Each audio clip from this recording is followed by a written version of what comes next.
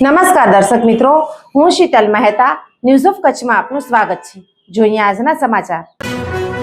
Kalapurnam plywood and laminate તમામ પ્રકારના plywood તથા હાર્ડવેર માટેની ખરીદીનું ઉત્તમ સ્થળ કલાપૂર્ણમ આર્કેડ, બીસીસીબી બેંક સામે, new station road, Bhuj. Ketu Mehta 9408619451। Asaram Ashram ઉપર બુલડોઝર ફરી વળશે। 45,000 ચોરસ વાર જમીન જેની કિંમત 500 કરોડ થવા જાય છે તે ખાલી કરાવાશે। દુષ્કર્મના કેસમાં હાલમાં સજા કાપી રહેલા આસારામે મોટેરામાં સાબરમતીના કિનારે 45,000 ચોરસ વાર જેટલી જમીન પચાવી પાડી હતી। આ વિવાદિત જમીન માટે ગુજરાત હાઈકોર્ટે ઐતિહાસિક ચુકાદો આપીને રાજ્ય સરકાર માટે જમીન સંપાદન કરવાનો માર્ગ મોકળો કર્યો હતો। આ જમીનની પ્રવર્તમાન બજાર કિંમત ₹500 કરોડ થવા જાય છે।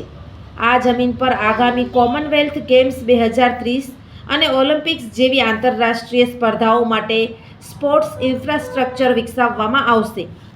સરકારે પોતાની દલીલમાં જણાવ્યું હતું કે આ જમીન ફક્ત ધાર્મિક હેતુ માટે આપવામાં આવી હતી। તેમ છતાં ત્યાં અનેક કાયદા વિરુદ્ધની ગુપ્ત પ્રવૃત્તિઓ થતી હતી।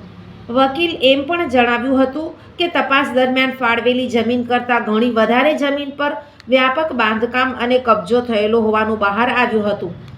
રાજ્યના કેસને વધુ વજન આપતી બાબત એ હતી કે આશ્રમે જાતે જ વારંવાર અનધિકૃત બાંધકામને નિયમિત કરવાની અરજીઓ કરી હતી।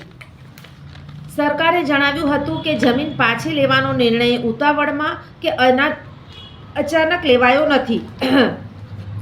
આ પહેલા આશ્રમને અસંખ્ય વખત નોટિસો ફટકારવામાં આવી હતી।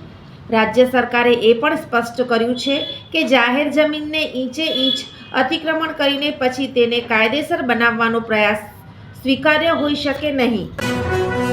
દર્શક મિત્રો, આજે તારીખ 6 ફેબ્રુઆરી 2026 આ હતા આજના સમાચાર। આવતીકાલે ફરી મળીશું, ત્યાં સુધી મને રજા આપશો। નમસ્કાર।